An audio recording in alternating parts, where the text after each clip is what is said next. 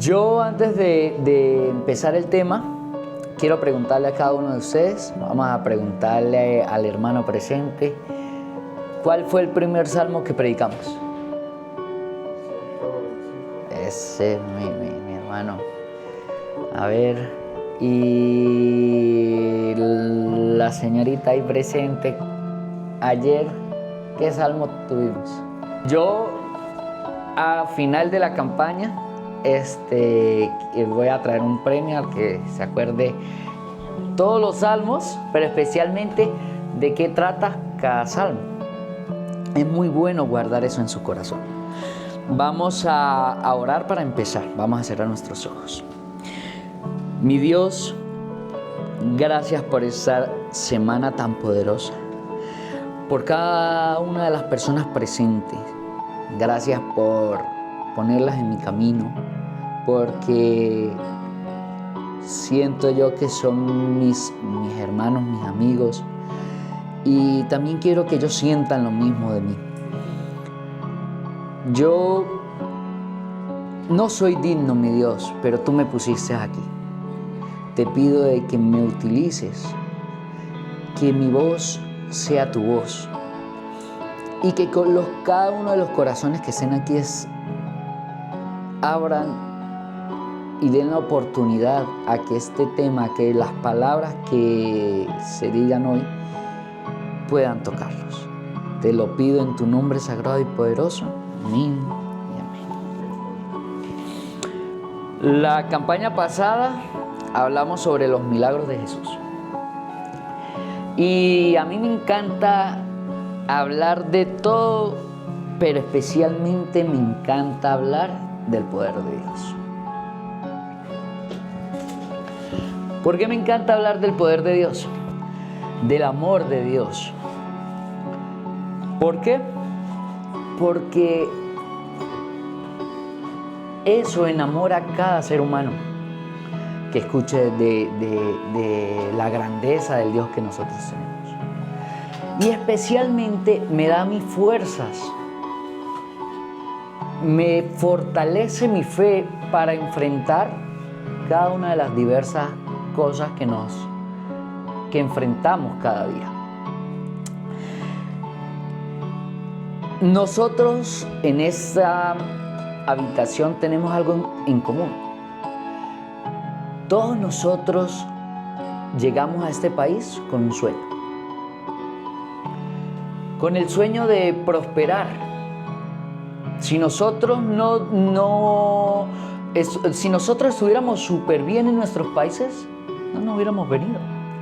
¿Quién quiere dejar su hogar, su casa, su familia, lo que conoce, sus costumbres, y venir a un país donde cambia todo?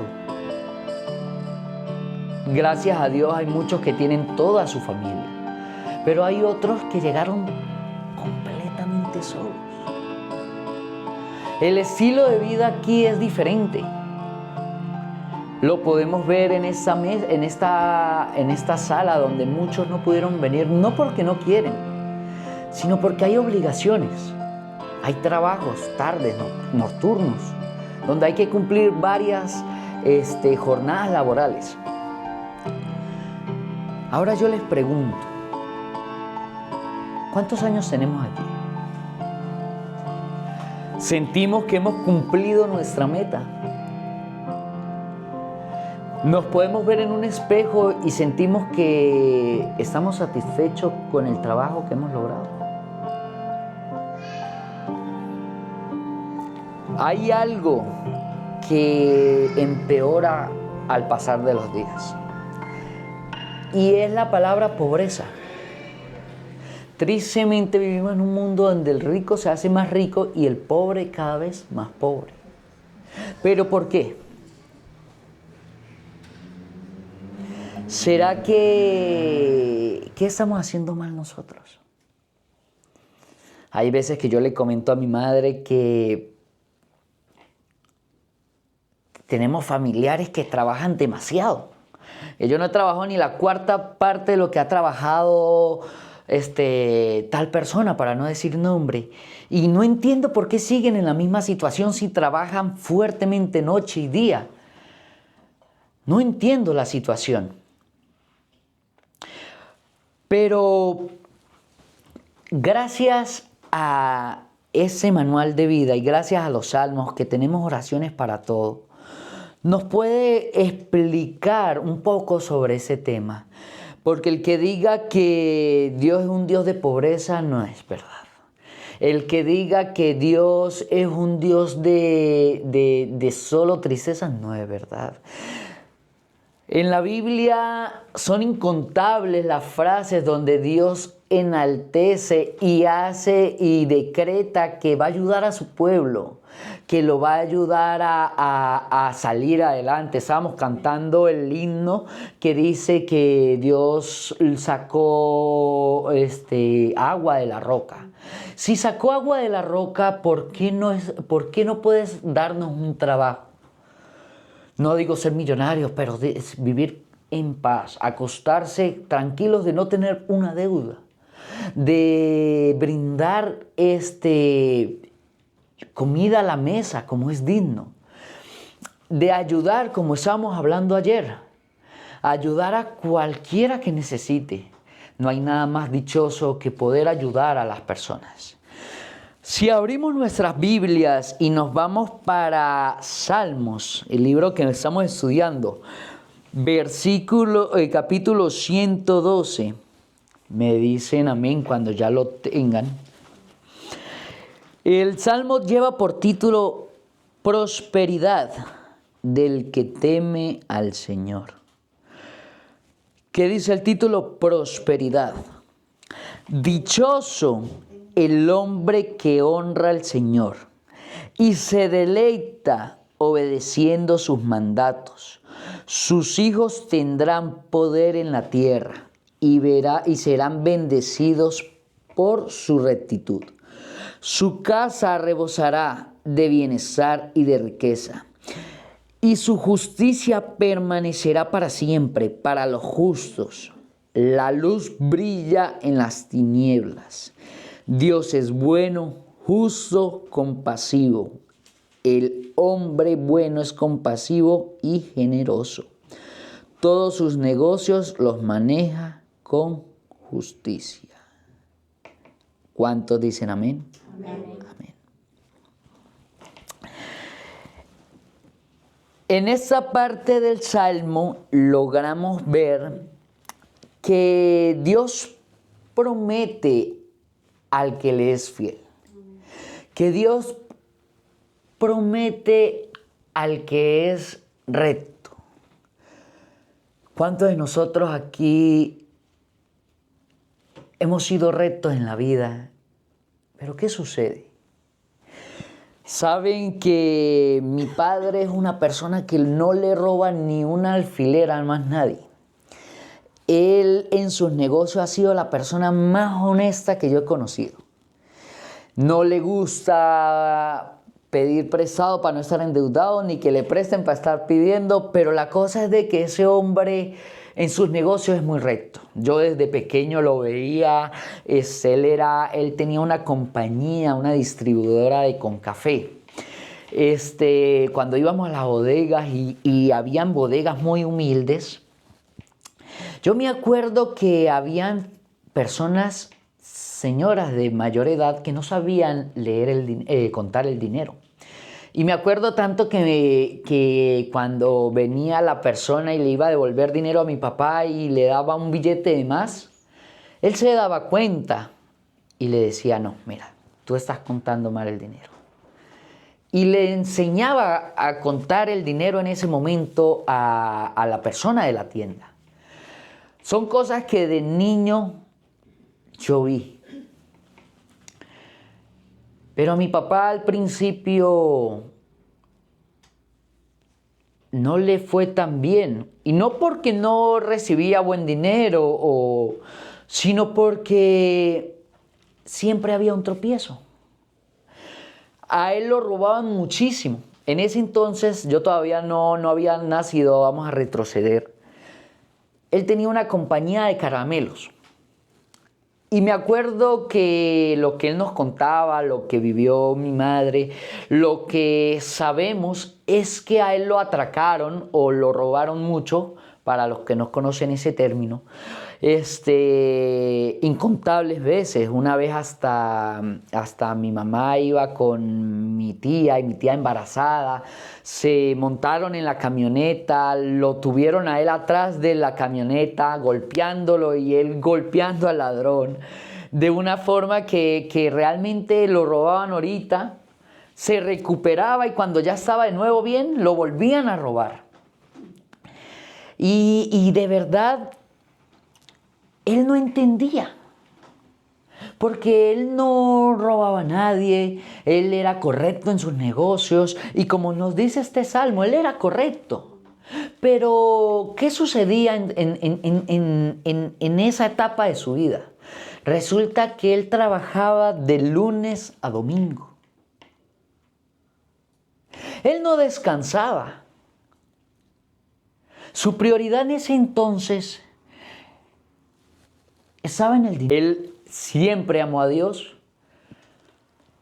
pero se dio cuenta estudiando la Biblia que él estaba haciendo mal. Y vino y decidió dejarle el sábado a Dios. Sin ser adventista, siendo un joven, siendo una persona que de joven fue monaguillo de la Iglesia Católica, que fue una persona de familia católica, una familia católica fuerte. Y él se dio cuenta porque al sol no se puede tapar con un dedo. Si todos tenemos el mismo manual, no hay para dónde torcer. Él entendió que el día de guardar era el sábado y a pesar de que no fue a la iglesia y todavía no es adventista, decidió no trabajar. Aquí tengo anotadas unos mensajes que tuve con él, que él me decía: yo vendía alrededor de 3,000 kilos de café y al dejar de trabajar, Dios me bendijo y pasé de vender 3,000 kilos a vender 6,000 kilos de café a la semana. Pensé entonces que debía también guardar el domingo. Perdón, dice que empezó guardando el domingo. Y después dice, pensé entonces que debía ofrecer el día sábado, el verdadero día del Señor. Y entonces Dios me bendijo y ahora trabajaba 2 días menos, pero pasé a vender 12,000 kilos de café. Agradecido, bendije a Dios porque sabía que todo era obra de Dios y llegué a vender hasta 15,000 kilos. ¿Por qué les digo eso? Porque mi padre tenía la ruta más pequeña. Hagamos de cuenta que de todos los que estamos aquí somos vendedores de esa empresa. A ti te dan Nueva York, te dan la Manhattan, que es grande. A ti te dan Nueva Jersey, a ti te dan Filadelfia, a ti te dan no sé qué otra ciudad ahora grande, vamos a decir que le dan Millentown, a ustedes le van a dar Monroe y todo lo que es Harry, Manchester, y a mí me dan más nada el Newberg. Si nos vamos por territorio, ¿quién debería vender más? Todos ustedes. ¿Y quién va a vender menos? El de Newberg. El de Newberg. Porque se supone que donde hay más gente, hay más comercio y hay más movimiento. Pero donde hay menos personas, ¿qué sucede? Lógicamente yo voy a ser el que menos voy a vender. Pero mi papá, al darse cuenta que el sábado era el día verdadero de Dios, Dios lo bendijo. Tanto así que no solamente logró vender mucho más de un camionado completo de café a la semana, sino que llegó a ser el mejor vendedor de la empresa todos los años en los cuales estuvo en esa empresa. Siempre, me acuerdo que siempre, todos los años, nos daban un premio. Y Dios lo bendijo en ese entonces, tanto así, que en un año sacó 3 Toyotas de agencia. Wow. Y no como en ese país, que uno llega y yo puedo andar en un Ferrari, pero lo debo a la compañía de autos. No, él lo sacó de contado. ¿Por qué les comento eso? ¿Y por qué ustedes me dicen, por qué Gabriel me habla de dinero? Dinero no lo es todo en esta vida. En realidad nosotros no tenemos que depender del dinero para que nos dé la felicidad. No. Pero Dios quiere que nosotros seamos bendecidos de tal manera que podamos ayudar a los demás. Que seamos prosperados no solamente en dinero, sino en salud, en alegría, en amor. No solamente la prosperidad tiene que ver con el dinero. Si seguimos leyendo, dice, y por eso nunca tendrá tropiezos. El hombre justo siempre será recordado, vivirá sin temor a las malas noticias, y su corazón estará firme y confiado en el Señor. Su corazón estará tranquilo, sin ningún temor. ¡Qué promesa tan maravillosa! La prosperidad de Dios no solamente es económica, es que seamos personas valientes. Es que así lleguen momentos de dificultad, porque si recordamos, a mí lo que me encanta de la Biblia es que cada persona de las que hablan aquí, todas fueran bendecidas. Yo creo que los que no han recibido la bendición es porque realmente no creen la promesa. Porque Dios sí quiere bendecir, pero a veces nosotros dudamos. Tristemente vivimos en una vida donde la vida golpea una, otra y otra, y cuando vemos decimos, no, yo ya no voy a recibir bendición. Yo voy a conformarme con la persona que soy. Puedo estar agradecida, pero hoy yo les digo a todos ustedes, si ustedes creen en que esto que está escrito, no lo estoy diciendo yo no estoy hablando, no, lo está diciendo Dios. Ustedes van a ser ricos, lo son, porque al llegar a la casa y encontrar una persona que lo está esperando, ¿qué son? Ricos, millonarios. Al tener un Dios a la cual orar en sus momentos de tristeza, ¿qué son ustedes? Millonarios. Y cuando se levantan del piso, cuando Dios les responde, tarde o temprano, cuando les responde su petición, ¿qué son ustedes aún más? Millonarios somos. Saben, yo hablo eso y yo no soy rico económicamente, pero le digo a mi mamá, yo algún día voy a estar tan bien que me alegraría ayudar a muchas personas. Amén. Eso me hace feliz. ¿Saben por qué traje yo este tema? Porque me acuerdo tanto que cuando yo estaba en los caminos de cosas malas, en mi juventud de querer estar en fiestas, de querer, nunca fui malo de robar, no, sencillamente que me gustaba el placer que otorgaba el licor, el placer que otorgaba estar con una persona antes de tiempo. Yo estaba trabajando muchísimo. Yo estoy trabajando desde los 14 años y a mí nunca me había ido bien. Y yo decía, Diosito, pero si tú me dices aquí que el que pide se le os dará. Entonces, si yo me arrodillo y te oro, ¿qué sucede? Y yo no entendía, pero seguía orando. Salía de la iglesia y era pensando a qué fiesta iba a ir.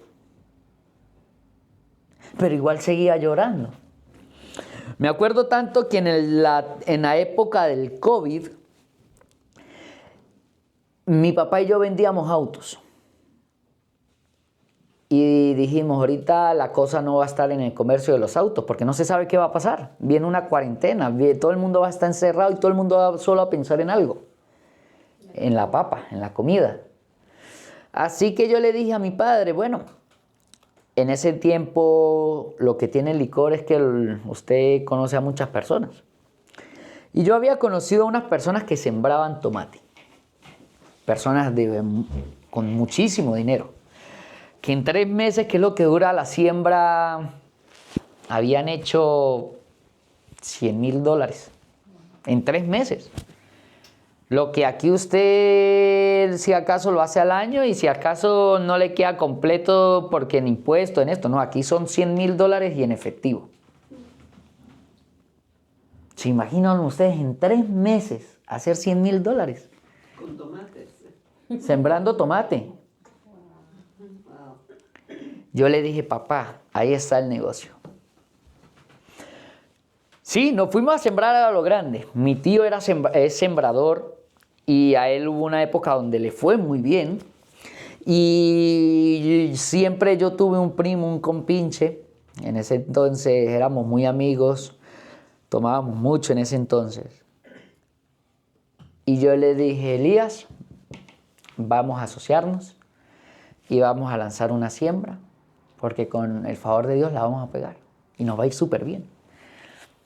Empezamos a sembrar. Nos fuimos a lo grande. Compramos semilla original, traída de Estados Unidos. Si yo le hubiera mostrado una foto en 4 papeletas de semilla, había lo de un carro. El terreno, el mejor terreno que conseguimos y el más caro. El tractor, el mejor tractor. Y tuvimos 20 obreros a nuestra disposición. Cada semana eran fumigadas de más de $1,000,000. Abonadas de más de $1,000,000 a la semana. Más la comida de las 20 personas que usted, un obrero, el que trabaja en el campo, sabe que a un obrero no se le puede traer con un platico chiquitico, porque ellos están trabajando de verdad. Así que se tiene que llegar con un buen plato de comer. Resulta y acontece que le metimos económicamente y con nuestro sudor le metimos todo a esa siembra. Más o menos gastamos más de $10,000, supongamos. De la cual solo nos quedó 500 pesos colombianos. Eso sería alrededor como unos $100.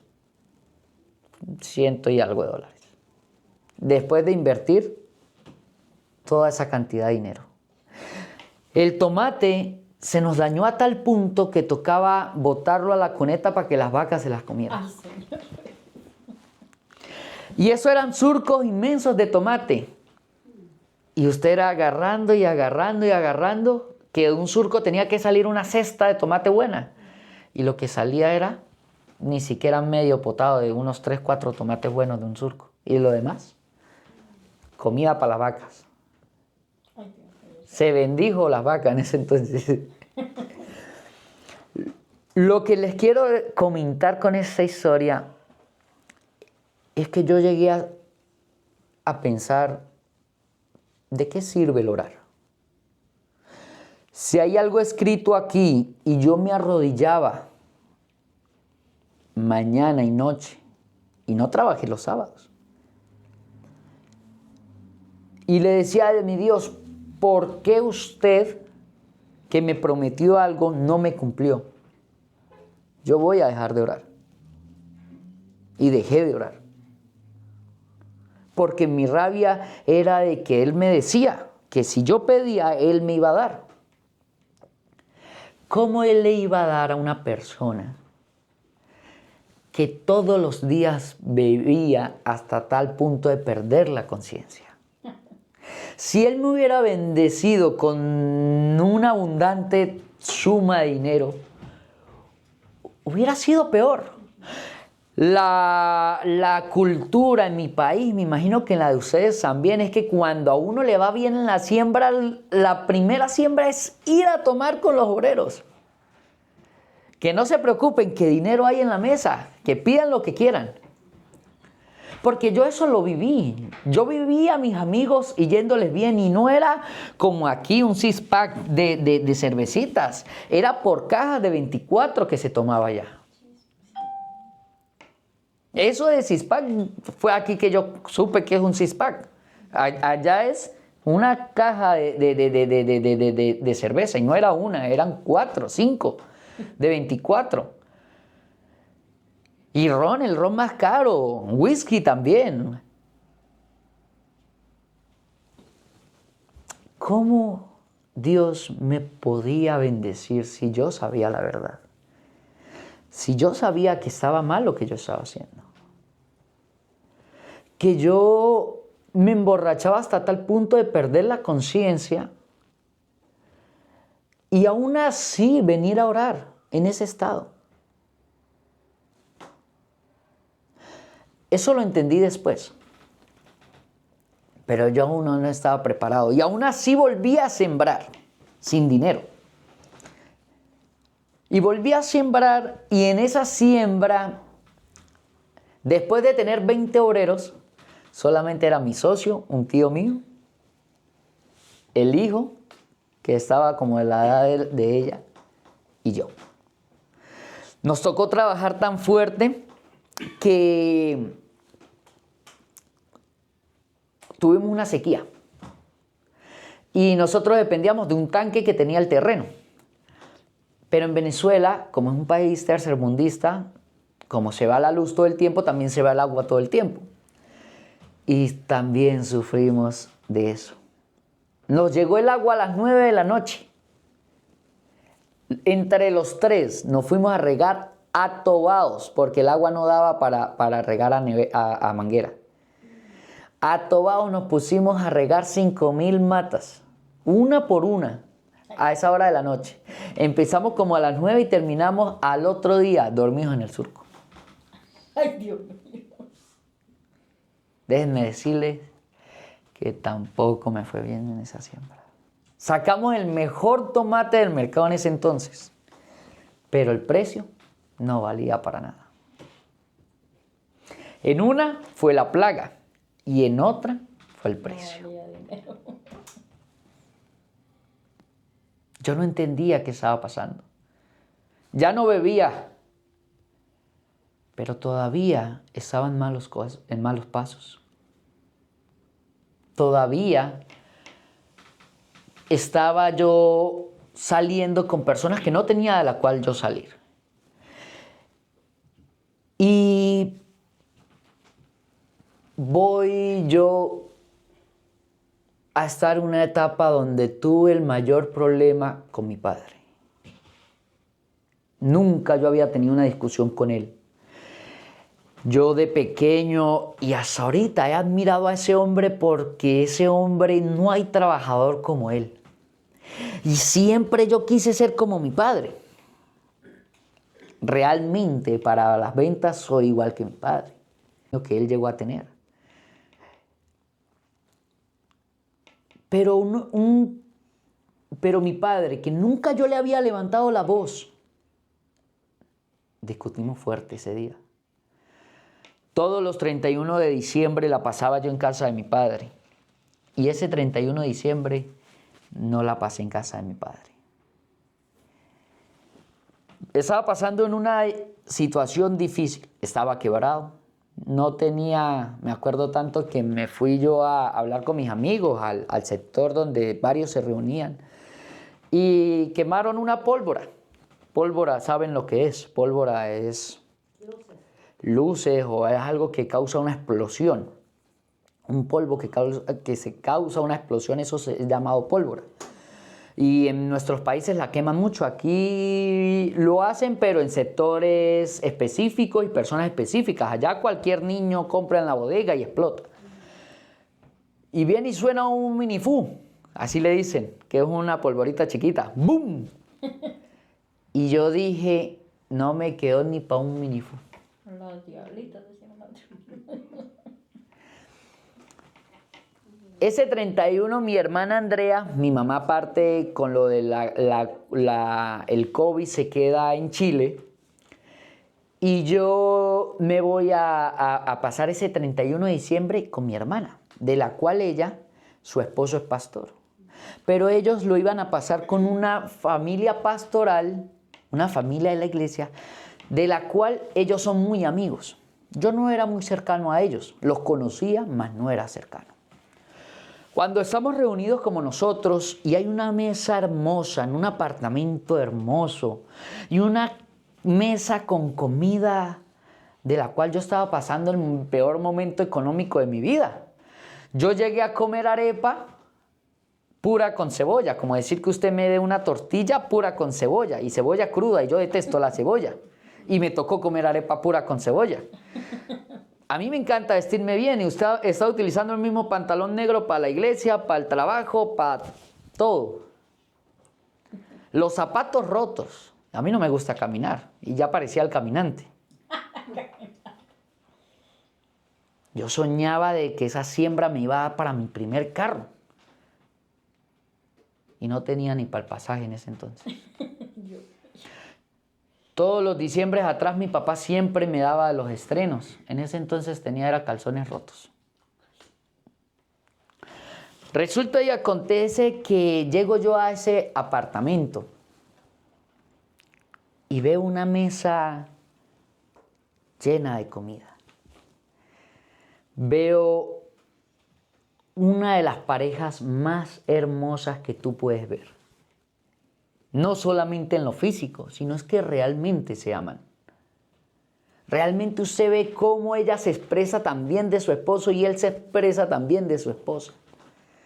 Y usted dice, eso me gustaría a mí. Ese apartamento es hermoso. Y esa mesa tan grande.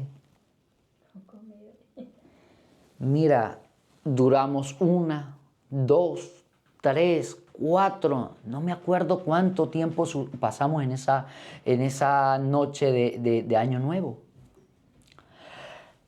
Lo que les quiero decir es que fuimos tan felices y no tuvimos la necesidad de una sola copa de licor. Ahí yo comprendí y entendí que ellos estaban haciendo algo que yo no.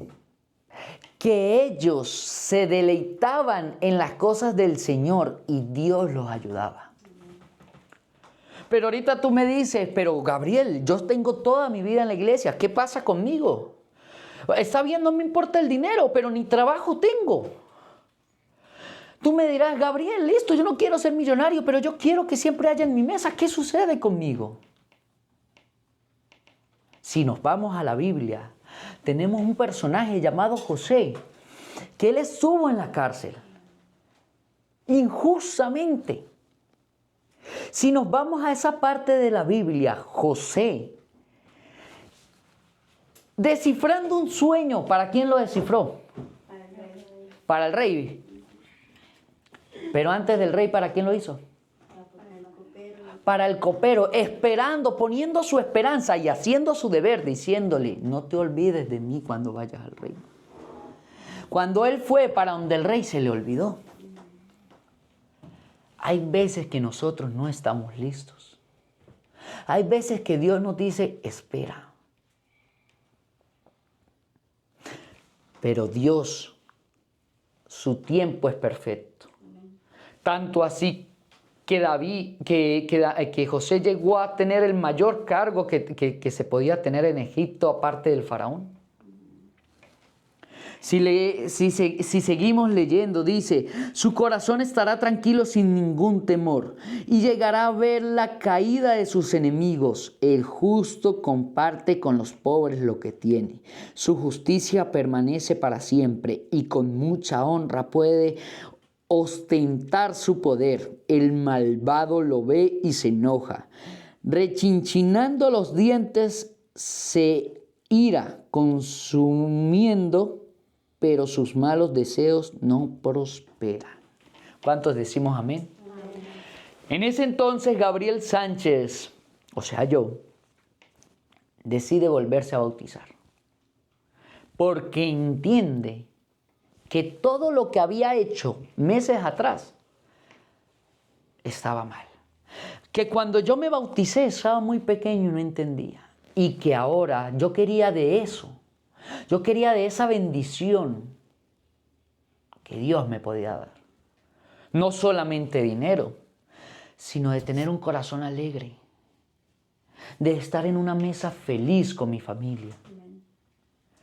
Me volví a bautizar y hasta la fecha de hoy que hablé con esta persona que admiro tanto, le pregunté, ¿cuál ha sido tu secreto? ¿Cuál fue tu secreto para estar tan bien? Y me dice, Gabriel, no te voy a hablar tanto de lo económico, de mi parte. Te voy a hablar de lo económico de su ministerio. Él era secretario, él era administrador del ministerio de ese sector. Como decir que sea secretario, el secretario de la conferencia de New York. Él era el secretario de la, no me acuerdo cómo se llamaba esa sede, de la asociación, pero no me acuerdo el nombre de la asociación, de la Sudoccidental o no me acuerdo. La cosa es de que cuando él llegó a ser el secretario, la economía estaba por el suelo. Que realmente estaba por el suelo. Y él dice, aquí vamos a hacer cambios. De primero nos vamos a asociar con Dios. Así que de ahora en adelante vamos a ayudar a todo el que realmente lo necesite.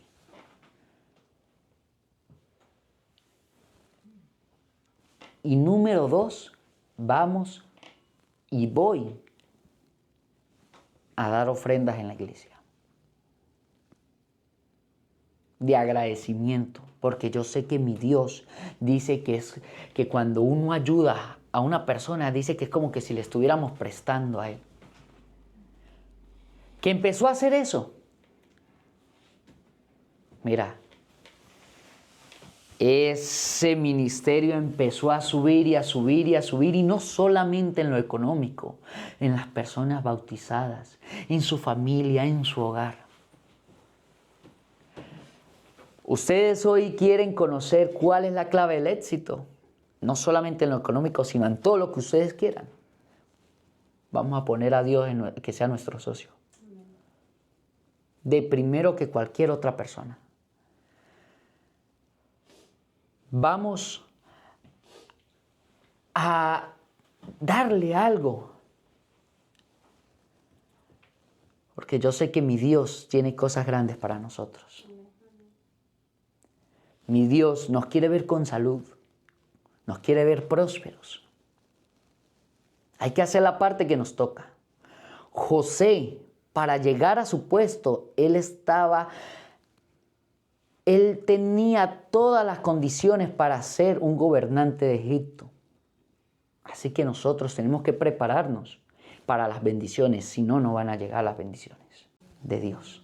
Amén. ¿Cuántos decimos amén? Amén. Vamos a ponernos de pie y vamos a orar.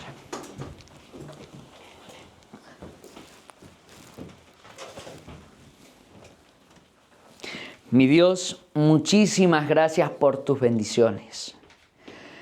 Gracias, Padre, porque tú eres un Dios vivo, de la cual desde hoy vamos a poner en nuestro corazón la confianza de que tú nos vas a ayudar con esa deuda que nadie sabe.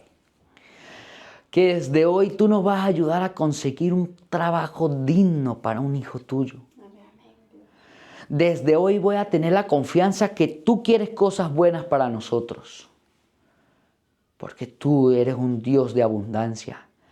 Y tú quieres grandes cosas para cada uno de nosotros.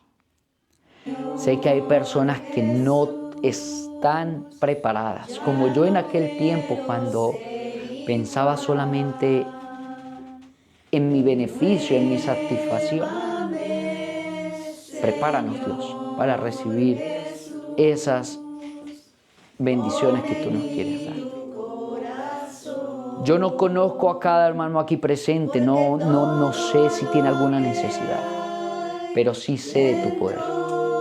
Mi Dios, te pido por cada uno de ellos, para que esta semana tú obres un milagro en cada uno de ellos en cualquier ámbito de lo que ellos necesiten, económicos, de salud, migratorio, y especialmente un milagro en nuestros corazones, para que nuestro corazón te ame más a ti de lo que ame cualquier otra cosa. Te lo pido, mi Dios, en tu nombre sagrado y poderoso. Amén y amén.